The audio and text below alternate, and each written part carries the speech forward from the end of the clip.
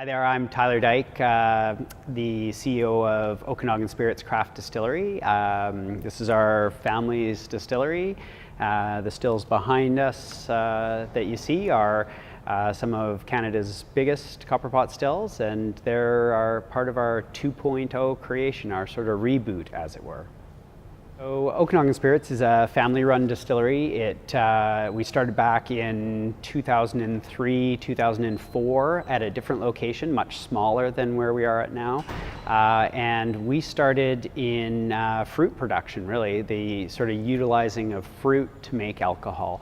And our genesis was in the area of fruit liqueurs and eau de vies, and since then we've gone on to branch into whiskeys and gins and vodkas and absinthe. So we've kind of played around with a bunch of things over the last decade and a bit. Yeah, so in the beginning, because we're in the Okanagan Valley and it's plentiful of fruit, it's like the fruit basket, if you were, we started in eau de vie, so European style fruit brandies and liqueurs. And so we were making everything from Poire William and Framboise through Calvados, although you can't call it that, so we call ours Canados. And then we got into the sort of less boozy side of that, which would be the liqueurs, more in the 20-24% range of true European style liqueurs that are made properly from the fruit, so we're not adding artificial colors or flavors or sugars or anything like that.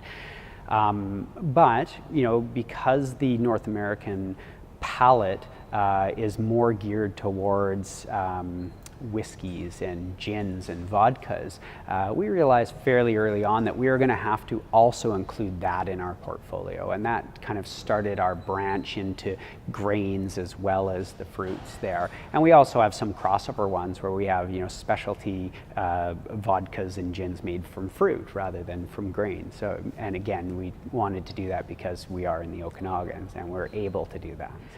To date, I think we have 52 World Spirits Awards medals. We were Distillery of the Year in 2013 and 2015, first time it's ever happened outside of Europe. So it was a huge honor, kind of put Canada distillation on the map, which was wonderful. It was great for us. It was we'd spent the better part of a decade working with getting tons of great information from our colleagues in Europe, because you're not really in their backyard and it's such a cohesive group, and they're willing to share their secrets.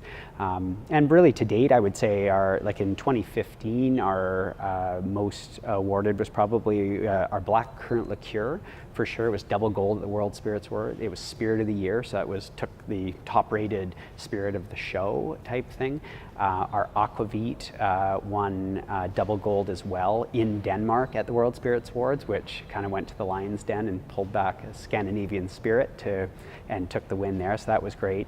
And then because whiskey is where we're going at Okanagan Spirits and where we've been going for the better part of 8-9 years now, we were super happy to have our Laird of Fintry single malt whiskey take gold. And then we have a sort of beer-inspired line, sort of a creative line of whiskeys that we put in there. And we put in one called the Peppered Pete because of our distiller Pete, and it took the silver. So we took the top 2 spots in those categories, which was quite it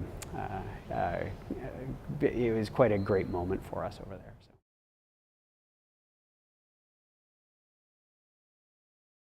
So we started putting whiskeys in barrels back probably 9 years ago, 8-9 years ago. We're into our 3rd year of release of our single malts. So we released the first at 5.5 years, and then we've done, as the next barrel wave comes into maturation, then we've released that. So we've had 3 releases of the Laird of Fintry single malt, which is Western Canada's first true single malt whiskey. Basically from field to flask, if you were. And then since then we've had 3 or 4 other releases of our rye whiskey, our beer-inspired whiskey lines, BC hopped whiskey, which is our next release, which we released a few years ago as well. So quite a few different whiskeys we've been able to put out, but not in huge quantity.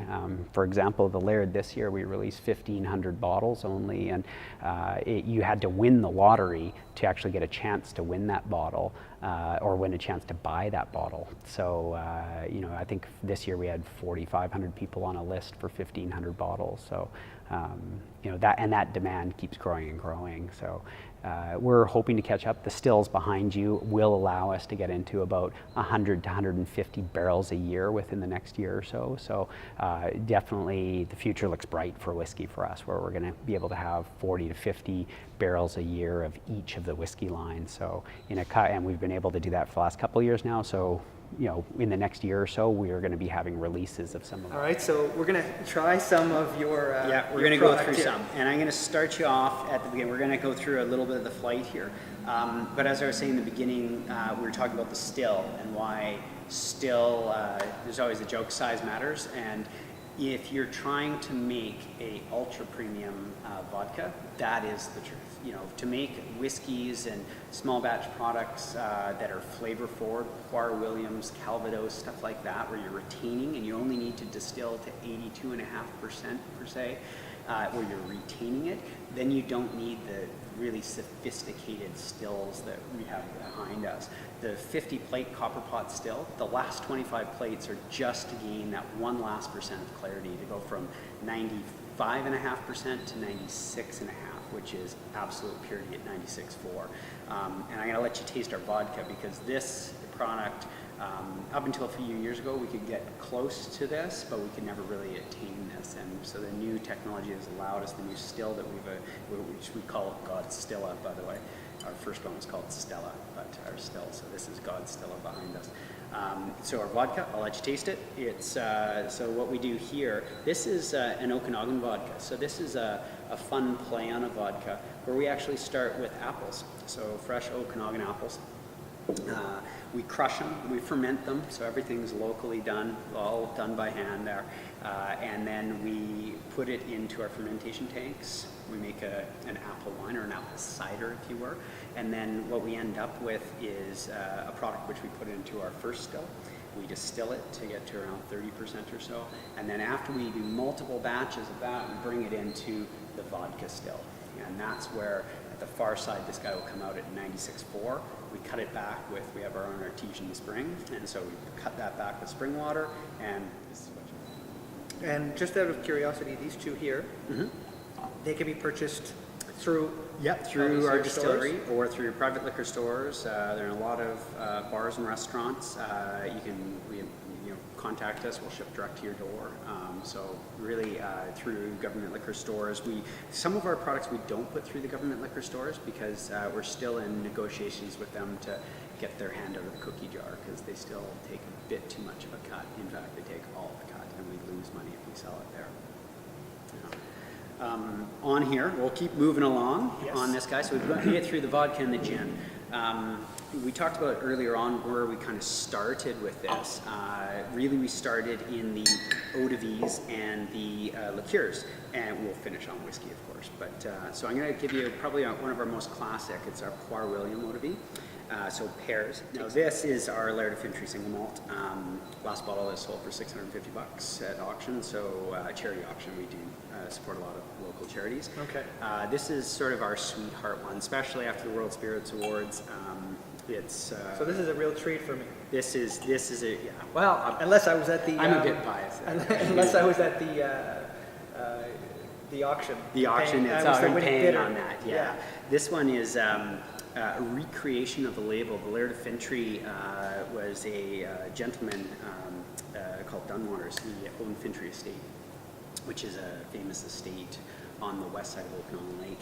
And he used to have whiskey made for him, shipped across from Scotland under this label, the Laird of Fintry, which was his name, the Laird, or the Lord of Fintry, his friends called him. And he'd have a paddle wheel down the lake to him. And he was said to always have booze on hand. So in all of his out cabins in his big sort of estate, underneath the floorboards were stacks of these. And what time, approximately, what year This would have been early 1900s. Early 1900s, so Prohibition era. So it was sort of pre and then jerking through there. So, and so we approached the Friends of Fintry, a foundation that looks after the property now, and said we want to relaunch under the same label, but we want to make it Okanagan specific. And so that's the relaunch of the Laird Finn Tree here. Okay. So this is a true local single malt, locally grown barley. Well, cheers. Cheers. Thanks again. Yeah. It's very easy on the nose too. Yeah, and you'll get a lot more of those sort of caramel and toasted sort of oak notes on this. It's a wonderfully full flavor that you'll find Oh, this wow. time. A little bit more mature than the last one, this one. Yes, well, if the camera can see, because I don't know if I did a great job, but just the color in itself, you Yeah. can tell with the aging and, Yeah, exactly. no, it's very nice. Well, it won, who am I to say? Professionals voted it Well, out. we like that the professionals liked it too, because otherwise we were just going to drink it all ourselves. So.